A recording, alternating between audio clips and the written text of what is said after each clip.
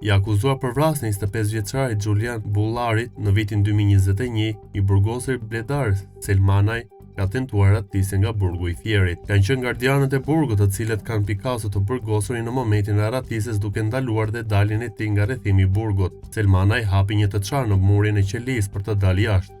Pas kësaj, ai ka dalë në oborrin e burgut dhe është ngjitur në taras nëpërmjet tubave të kullimit. Ai kishte një litar me të cilin do të zbriste duke realizuar kështu ratisjen e tij.